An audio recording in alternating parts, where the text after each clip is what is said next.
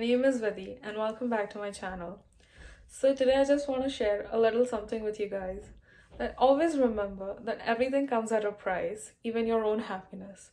Because my happiness of being here in Canada has come at a huge price of me missing my parents and the comfort zone they have built for me at home. So this was something about me that I wanted you guys to know. So let's get started with today's video.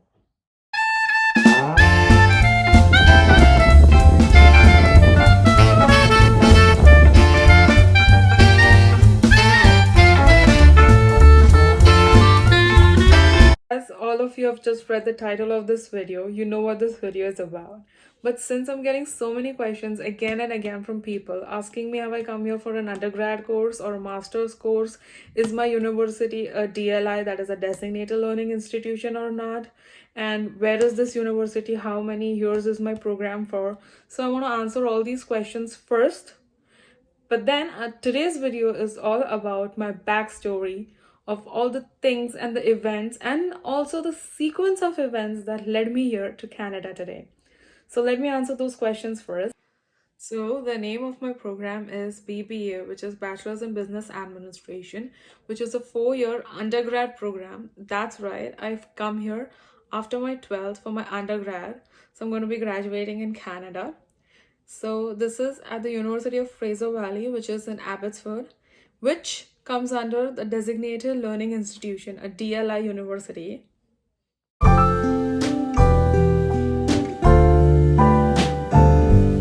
So first, let me start with the year of 2018 when I was in the 11th standard.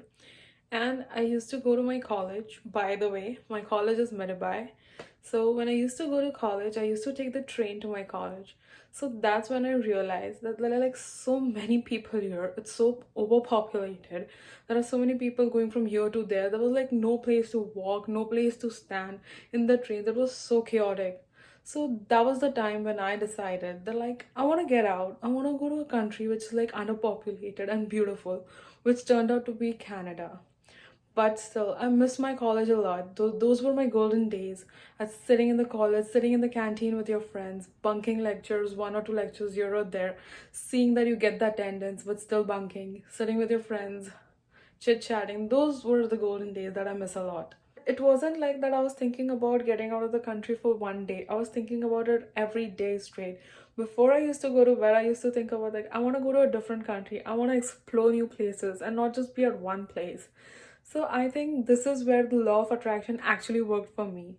So I would even suggest you guys that if you have something that you want to really achieve in life, take the law of attraction. It will work wonders for you. Do not give up. And as you know, there's a saying goes that every story has something, some reasons behind why it happened. So even my journey to Canada has a story behind it, which I want to share with you guys today through this video. So let me start with the story of where it all began. So it was like the final week of my 11th standard where I was getting done with my 11th standard final exams and everything. I was just about to go to the 12th when my uncle was paying a visit to my grandfather. So he'd come to my house to visit him. That's when he asked me what are my plans after my 12th. Basically because he was working in the visa industry where he used to get the visa process done for students in India to go to countries like Canada and other countries like Australia and everywhere.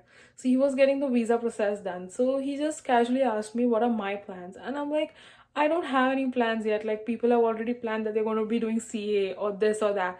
And I'm like, I just still don't have any plans. So let me figure it out. So that's when he suggested, like, why don't I think of going abroad? So when this idea was suggested, it struck to me and my parents that maybe settling abroad or settling in Canada could be a possible option after the 12th. So this is when the whole research process began. Me and my parents started searching in the newspapers for articles about studying abroad, studying in Canada. Then we started researching about universities, colleges, comparing them, comparing their courses, what courses are they offering, even comparing their whole research process was going on when I was still in my 12th standard. So like my 12th standard and my research process was like going side by side. Whereas there were people at that time who were like preparing for their entrance exams and preparing for BBA, getting enrolled in NMIMS and whatnot. So I was like, oh my goodness, they are like so much ahead. And I'm like, okay, I'm just planning which university I want to go to. But at that time, I had visited so many seminars from so many institutions that were showing the universities they had tied up with. But I also remember that I had visited Monash University, something like that, some name like that, Monash University, which was showing a program of 2 years in India and 1 year abroad. I don't really like that program because I wanted all the years abroad, so that really didn't fit in my criteria. So I did not go ahead with that.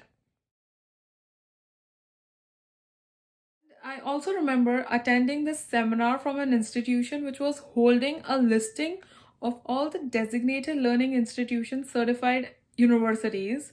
So for this, I had even went to hotels like Novotel, which is at Juhu, and also Taj Lands End, which is at Bandra in Mumbai, which were holding study abroad programs. This is when I stumbled upon an office.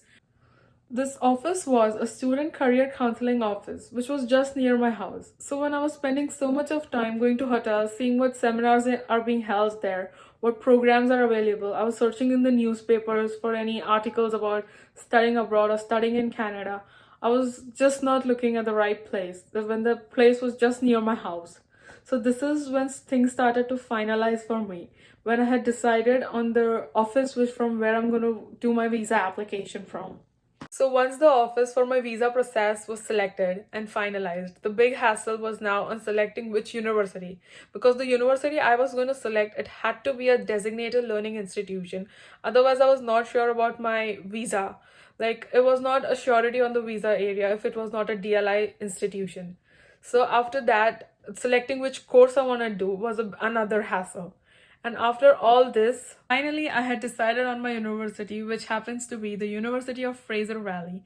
And once this was decided, my paperwork and my visa process started to begin, and so did my IELTS. So I'm planning to make a completely different video on my journey of IELTS. So stay tuned for that video because that'll be coming soon. So now let me share the visa application process with you. So for your visa to get approved, it needs to come to Canada to get stamped. For that, you require the passport pickup request letter, which I got in the month of February. Like on the 19th of February, I had got my passport pickup request letter saying that my visa has been approved. And for further assistance, they need my passport for identification, like a travel document which needs to be stamped before I can travel to Canada. So I had applied to VFS Global in India, saying that they need to pick up my passport and send it to Canada. So after getting that done, I got my passport stamped in the month of March. On 9th March, I'd got my passport returned to me. With this video, give it a thumbs up and let me know in the comment section down below if you have any questions regarding what I just discussed. And also stay tuned for my next video because I'm working on a video that is like on my IELTS journey and what was my experience and was it difficult or was it hard. I'm going to share all of that in the next video.